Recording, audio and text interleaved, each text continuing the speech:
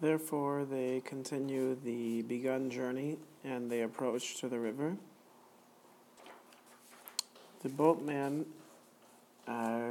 when the boatman caught sight, or whom when the boatman caught sight of, now from there,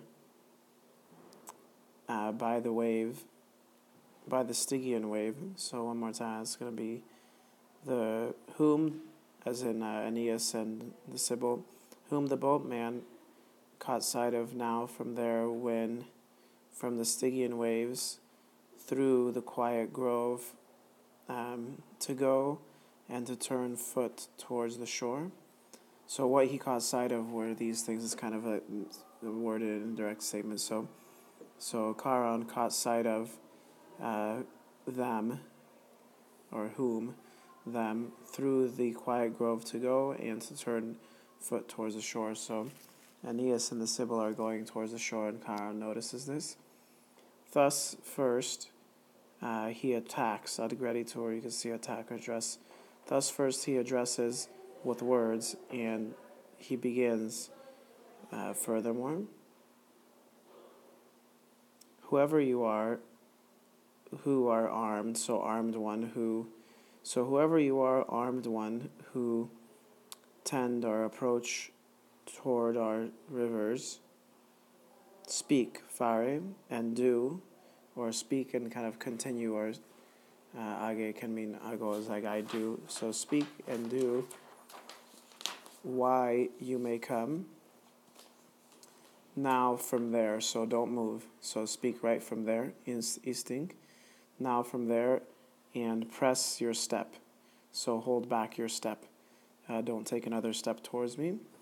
This place is of the shades and of sleep and of sleepy night. So noctis sopra is a sleepy or drowsy night, and then somni, so of sleep and of sleepy night. It is an unspeakable crime, or nefas as the worst kind of crime. So it's an unspeakable crime to carry in the Stygian boats living bodies.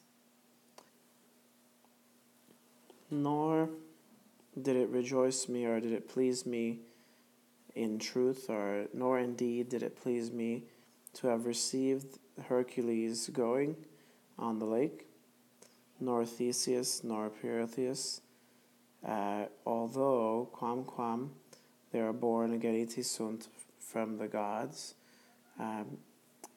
and unconquered in strength they were. That one, as in Hercules, the Tartarian guardian, like Tartarus, the three-headed dog, from, or he's with his hand, he sought into chains. So he wanted to put that dog into chains, and he actually did, and he dragged him from the seat of the god himself. So, not of the god, of the king himself. So he dragged him from the throne of the god, of the king himself. Ipsius regis, trembling. So the dog was trembling as he was being dragged. These, as in Theseus and Pirithous, dared adorti sunt, to lead forth the mistress of Pluto from marriage chambers. So they dared to bring her up from the underworld, or to try to bring her up from the underworld. Who, or actually, like which Amphrysian seer spoke briefly against? So, like, which one against briefly spoke the Amphrysian seer? So she's going to say, or you could maybe translate this as who, but so the Sibyl is going to answer this to Charon.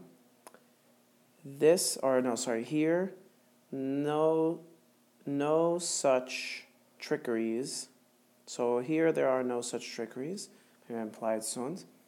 Stop to be moved, or stop being moved. Actually, that's probably a better way to stop being moved, the passive infinitive. the weapons carry, nor do the weapons carry force. So like these weapons are harmless, the ones that Aeneas has. It is allowed for the huge doorkeeper in the cave, barking for eternity. That's like accusative duration. Let him terrify the bloodless shades. It is allowed, chaste Persephone is allowed to the father, so to Pluto. Let her serve the threshold. Or you could also do this maybe as a dative of possession. So the chaste Persephone to the of the father, of in parentheses, but dative of possession is allowed. Let her serve. The Trojan Aeneas, distinguished in piety and in arms, to father, maybe brackets to his father, descends the deepest shades of Erebus. If if the image of such piety does not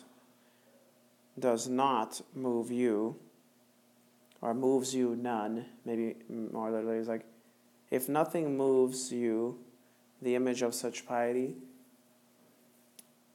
you may know this branch.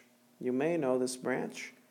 She reveals the branch which investment she was hiding. Then, the swollen hearts resettle out of anger. So sit back down out from anger.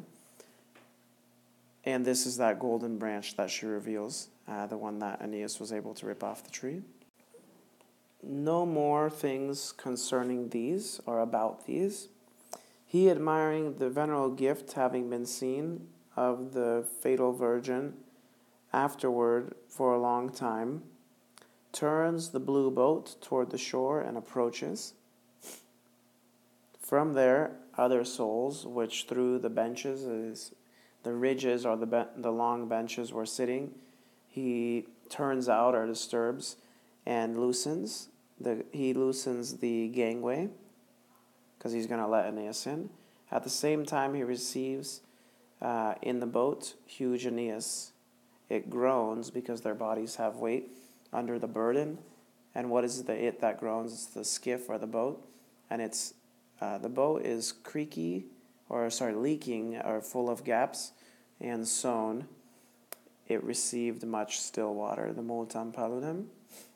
Finally, across the river safely, both the seer and the man, on unformed slime and on green marsh grass, he places out. Carabrus huge